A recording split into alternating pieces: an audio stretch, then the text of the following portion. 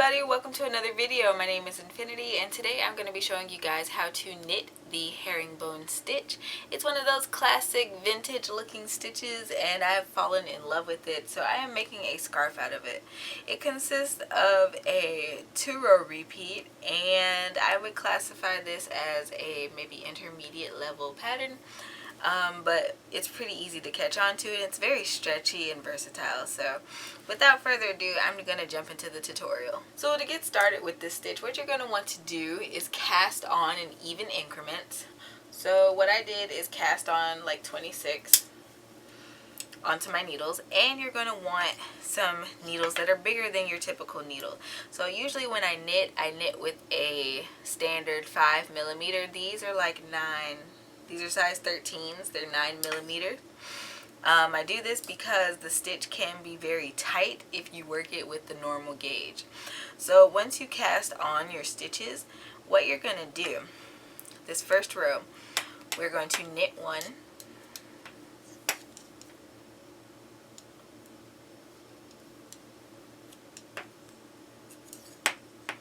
Alright. Then we're going to slip one. Just like that.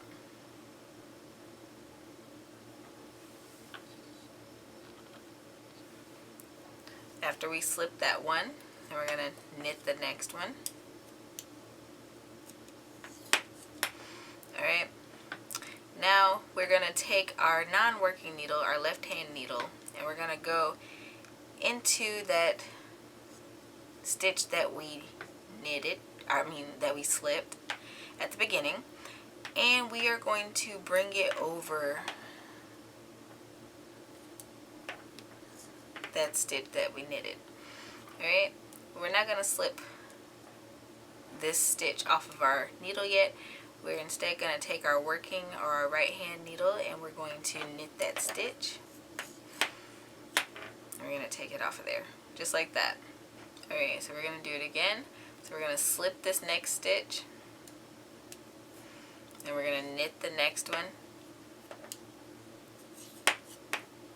We're going to take our left hand needle, we're going to slip it into that stitch that we slipped, and we're going to bring that loop over the stitch that we knitted, and this can be fiddly, so take your time. Once we do that, we're going to take our working needle, our right hand needle, and we're going to just knit that stitch. And this is our pattern until the end of the row.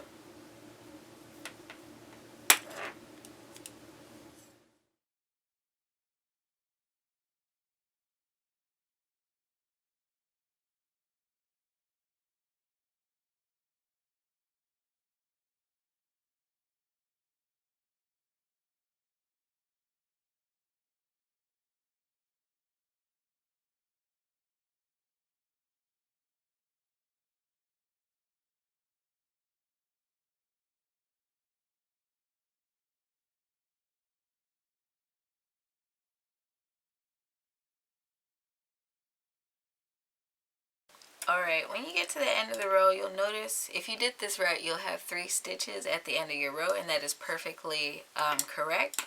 So you're just going to go ahead and slip one last time, and then you're going to knit that next stitch. Oops. You're going to bring that slip stitch over that knitted stitch, and then you're going to knit through that loop. It's on your needle, and then we're just going to knit this stitch at the end. Alright, and that is the first row of our repeat. You want to be sure to pay attention to your tension, because this pattern, you're going to want to make sure that you can work with it as you go back and do your next row. So for the second row of our repeat, what we're going to do, this is a purl row, and so we're going to bring our yarn forward. Now what I'm going to do here is insert my right hand needle under the first 2 stitches of this row. I'm going to purl like I'm like I normally would, but I'm not going to pull these stitches off of my needle. Okay, what I'm going to do is I'm going to insert my right hand needle underneath this first loop, and I'm going to purl again. Sometimes I have to hold that second string out of the way with my nail so I can make my purl stitch. Then I can slide those stitches on off of there. Alright, and if you're doing these rows right, you shouldn't end up with any more or any less stitches on your rows. So I'm going to do that again. I'm going to insert my right hand needle, my working needle, under 2 stitches. Going to yarn over, purl, but I'm not going to take those stitches off. I'm going to put my working needle under that first stitch, and I'm going to purl. Now I can slide them off. So that's the second row of our repeat. And the reason I rate this stitch as an intermediate stitch is because of the fiddly little extra work. It could be kind of hard to do as a beginner knitter. So just going to keep doing this all the way across the row until we reach the end. If you cast on an even amount of stitches, you should finish your row just the way you began.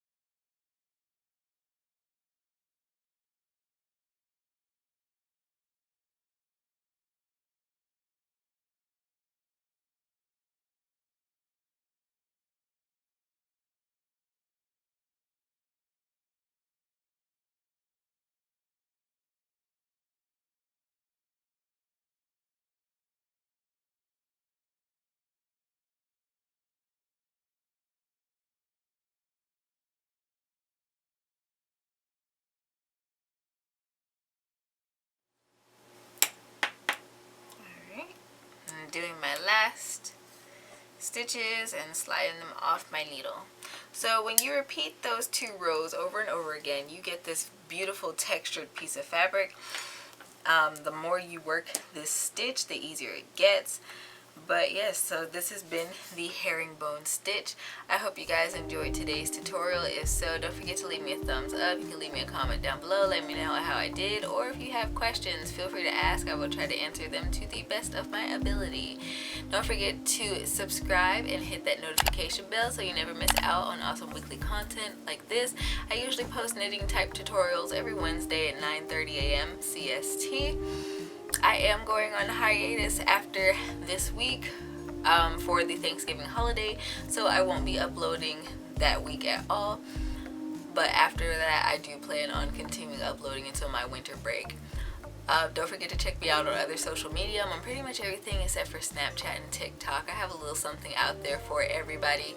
If you guys want to see this finished product, it will be on Instagram, or on my blog. Probably both, so feel free to check out either one of those. Go ahead and follow me over there on Instagram. We're well on our way to 300 followers at this point. I'm very excited, and if you want to support the channel, you can check out some of my written patterns in my Etsy shop. And until next time, guys, happy making.